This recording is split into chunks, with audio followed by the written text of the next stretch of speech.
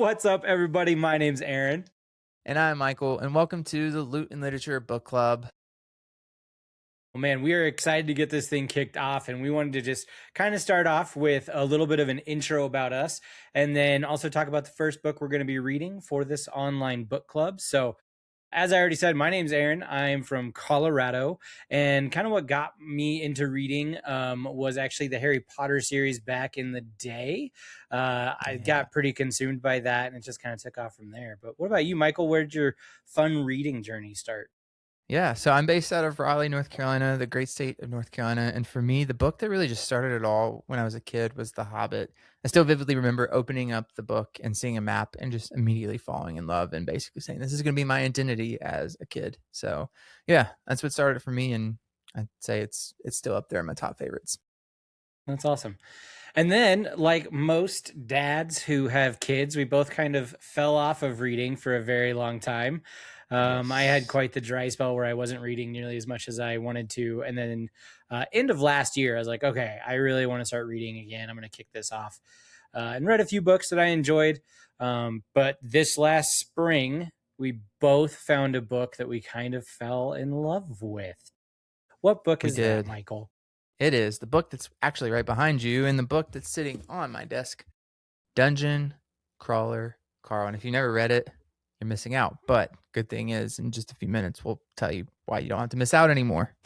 But That's that right. said, Aaron, we've read it. We've both finished the series to date. We're now post Dungeon Crawler Carl world in our lives. So we've read it a lot, but I think, for me, I have a lot of favorite characters. This series has a ton of characters in it, but let's talk about our favorite characters from the series and kind of, Yeah, that'll hopefully give people a little clue of who we are as well. So who's your favorite Dungeon for Crawler sure. Carl character if you can pick one? Okay, so I'm gonna pick two because I'm a cheater. It's okay. Carl is actually my favorite. It's like the most basic answer I understand, but like I adore who Carl is to his core. Like this Yes. need to save everybody, this kind of want to burn the system down because of what they've done to the people he loves. I I can't help but just love who he is inside, and so Carl's my absolute favorite. And then if I'm going with more of like kind of a side character, I'd say a lot of people would say like Prepotente, things like that, which he's great. Don't get me wrong. But I got He to go is with great. Ellie. I love the Okay. idea of this 90-plus-year-old woman surviving the dungeon long enough to become an ice mancer and like get this Yeah. revitalization in her soul and how much fun she's having. So Ellie is definitely a character that every time like she's on a page, I'm thrilled. You're just What stoked about on what her. about Yeah. you? Where do you land on favorite characters?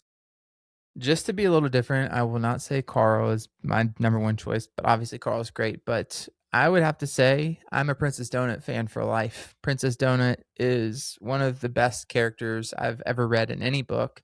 And I think what really stands out to me about her character is that you have this cat who shouldn't have any thoughts at all.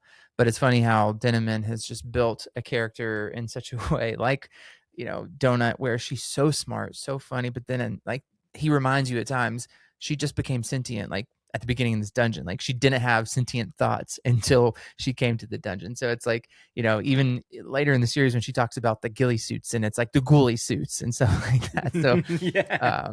just little things like that remind me how funny it is. But just the way she develops over the series is just insane. So I love her. And then if I had to pick a favorite side piece for me, it would definitely, I don't know, it'd be a coin toss between Pony and Lewis, actually. Oh Um, man. Lewis is yeah, great. Lewis He is is such a phenomenal. surprising character. Like I don't want to go into necessarily how they meet him and stuff. Like hopefully we'll cover the future books at a Right, later right, time. right. But like where they meet him and where he ends up is such a cool arc that you didn't expect. When Lewis first shows up, I was like, "Oh, so this guy's gonna die soon." Like I just assumed he was gonna like not Yeah, make I'm it like, very this far guy's a at joke. all. Yep. So, oh man, that's a What a great really good character. pick. I love Yeah. that pick. So Cool. that's Yeah, awesome. yeah. Love you, Do you have a Lewis. favorite DCC book now that you've read Absolutely. the first eight? Absolutely. It is, and probably, I don't know, it's gonna be hard to beat it for me, but book 5, The Butcher's Masquerade, is just in every way possible perfect. I laughed a lot, and I cried a whole lot as well. It was the first book since coming back to reading that made me feel so many feels, and I still think about that book. So yeah, The Butcher's Masquerade. How about you? I'm What's your just gonna favorite? copy you. It's Butcher's Masquerade. Like that's the goat for I me. It's mean, hard. yeah. I would say like literally right underneath it is probably This Inevitable Ruin. I thought that book was also Okay. fantastic. We saw some crazy character development from some of like the Yeah. bigger name people throughout it.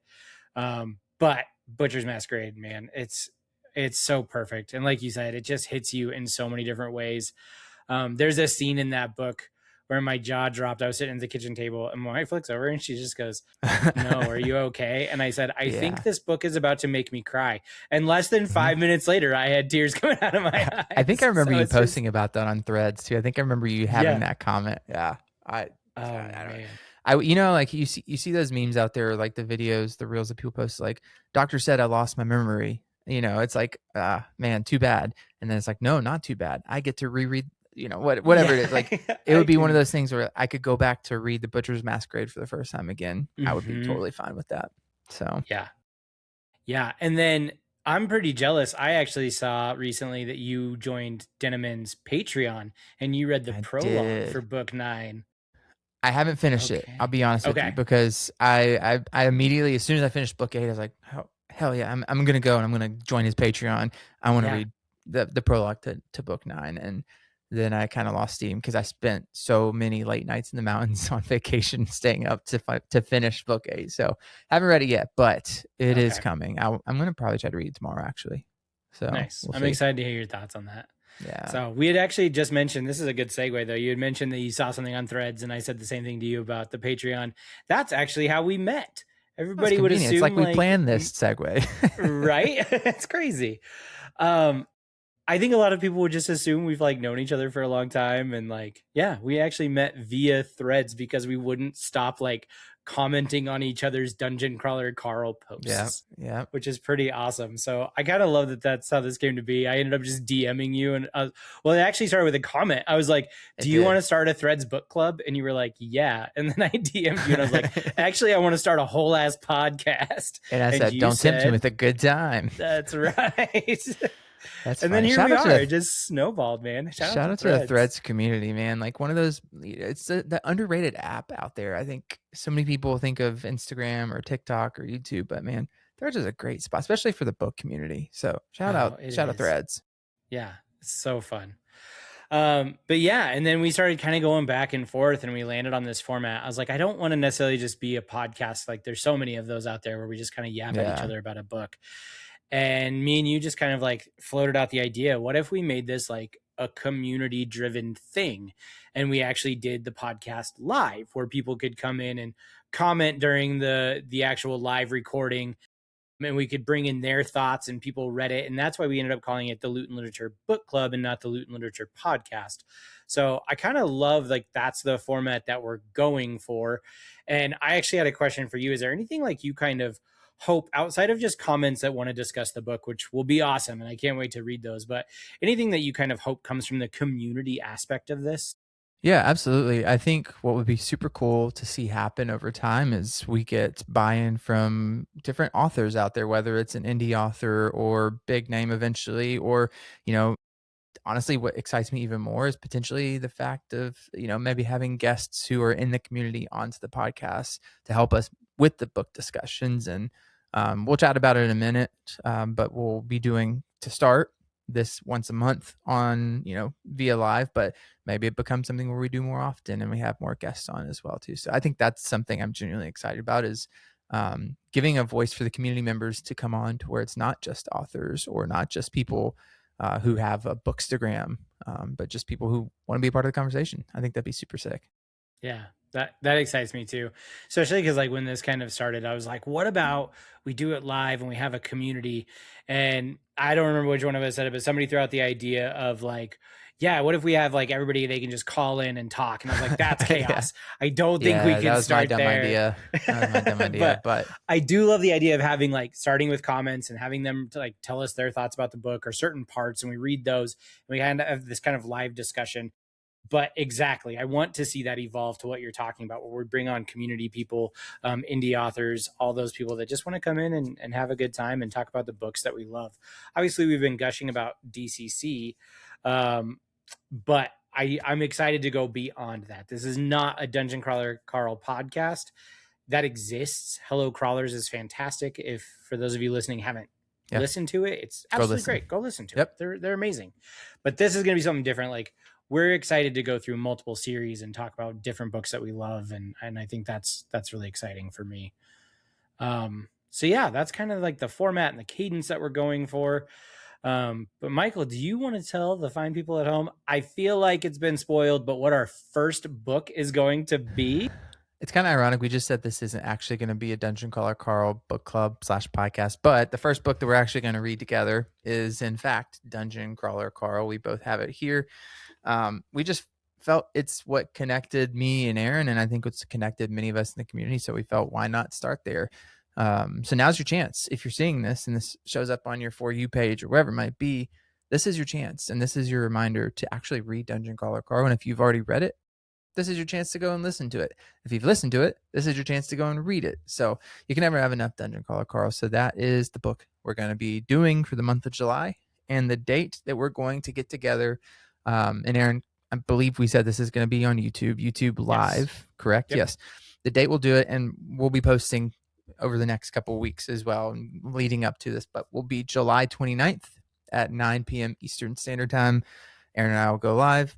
You can come, comment live, chat with us there. We'll answer your questions and all that good stuff, and it'll be a good time. I'm really excited to kick this thing off, and I think Dungeon Crawler Carl is the perfect way to do it. Yeah. That's just me. And then me and you both read the physical books. What are you going to be doing for this one? Like, because we're obviously both going to go back through it to refresh ourselves. Yeah, I'm going to listen to the GOAT, Jeff Hayes, and I'm excited. I can't wait to hear the voices. Like, obviously, I've heard snippets of it. I've seen the different cuts, and I understand, but I'm really, really, really excited to dig in and listen via audiobook. How about you? You going to do the same? Are you going to reread it, or what do you think? I am actually going to, just to have like a little bit of discussion on just the audio-ness itself, I think I'm going to do the Sound Booth Theater, where he actually hired a cast. Yeah, that's right. Jeff Hayes still does Carl and Donut and the AI, but pretty much everybody else is filled out with a full cast. They add in sound effects. There's a soundtrack to it. So I'm excited to take a different approach, just to so we can compare notes and see how it goes. So that'll be sweet. Yeah, man. Yeah, I'm excited for it. I hope you guys are, if you're seeing this video. Yeah, that's gonna be great.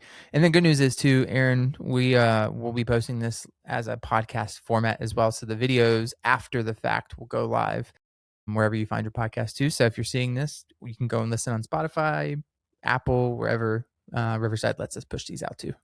That's right. Yeah, so if you can't make it live, no big deal. You can still be a part of the discussion through any of our social media channels. We're on Instagram, TikTok, and Threads are the big three. Or you can leave comments on the podcasts, and we'd love to hear your thoughts. And if you get thoughts in early enough, like maybe this comes across one of your social feeds, leave a comment, and we'll read that out on the podcast as well if you can't join us. But otherwise, we're excited. July 29th, 9 p.m. Eastern. We can't wait to see you on YouTube Live. It's going to be awesome. So let's go and read, because we can't say the K word here on this podcast, but yes. That's right. All right, y'all. Aaron, stoked for this. Thanks for making this happen. It was great. We'll see you guys on the 29th. See ya.